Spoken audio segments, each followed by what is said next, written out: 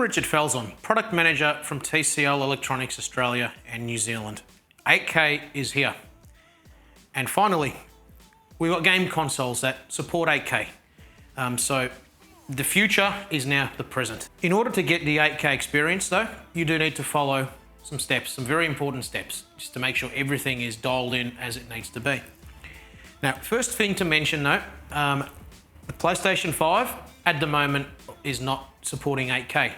So it will be with an update that's soon to happen, but just at the time of this video, it is not outputting 8K as yet. But what I will show you is some settings that will ensure when the updates happen, you will get 8K without any problems. Step one, and one of the very most important steps, is that the PlayStation 5 does come with a HDMI cable.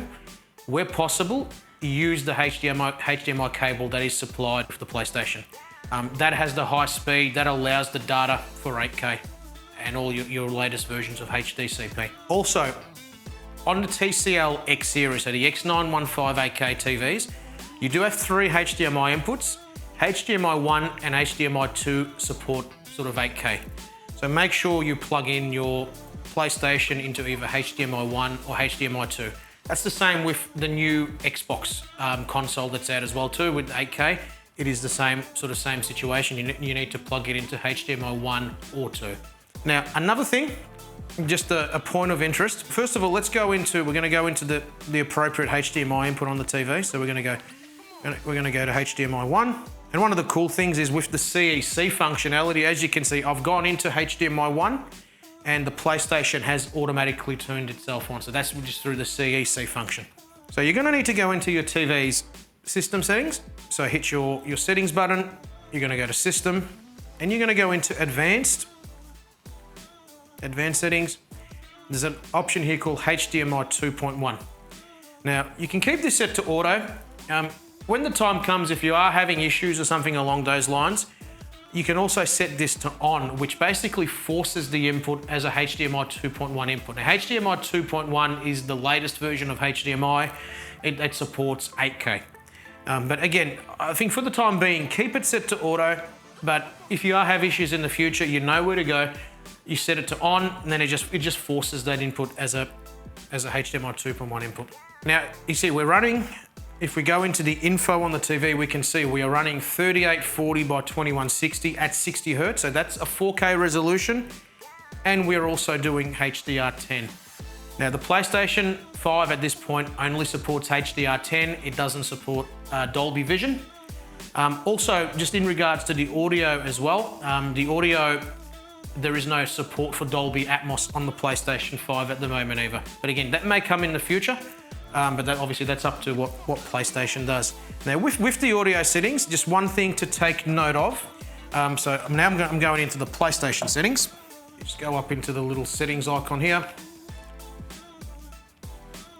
Go into system, screen and video is where you want to go.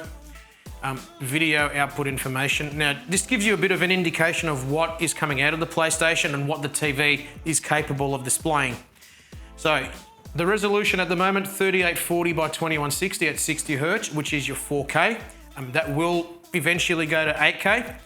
You may need to manually set it, but again, we don't know that yet. Color format, there is HDR support. One of the key, HDCP 2.3. So that's the latest version of HDCP. So the PlayStation detects that the TV can do it, so there's no issue. HDR supported, it gives you all information about all the supported frequencies and so forth. So, but what I can see on this screen, when the 8K upgrade comes, there's going to be no issues in 8K playback. And just one little thing to consider as well is just the sound. So when you go into your sound settings, audio output, there's a setting here called audio format priority. So this is the audio that's coming out through your HDMI cable. Now from default, it's actually set to linear PCM. Now this may change with later updates, but it is linear PCM. So you may want to just switch this to Dolby to get obviously your best audio quality. I mean, alternatively, if you've got DTS equipment, you can also run DTS, but yeah, for our TVs, keep that set to Dolby. They do not support, the PlayStation does not output Dolby Atmos. It outputs its own proprietary 3D sound format. This may change in the future, but again, if you're not seeing the Dolby Atmos icon, that is because the PlayStation 5, as of the moment, does not support Dolby Atmos. But these things may change with future updates. Now, when you're playing with these high-performance consoles, you want to make sure the TV is performing at its best possible way. So all the speeds, all the lag times, the refresh rates are at the maximum. So you push that button, that response is instant. The key to that, there is a setting called game mode. Now you'll find that in your TV. So you go into the system settings on your TV. Obviously you've got sports mode, which is for your sports viewing, and then you've got game mode. So you just turn that to on. If game mode is set to on, sports mode will be changed off. Do you want to continue? Okay, because you are doing two different things. Okay, and now we are running in game mode. If there are any changes in the future with any of these settings, we will keep you posted. We will keep this channel constantly updated.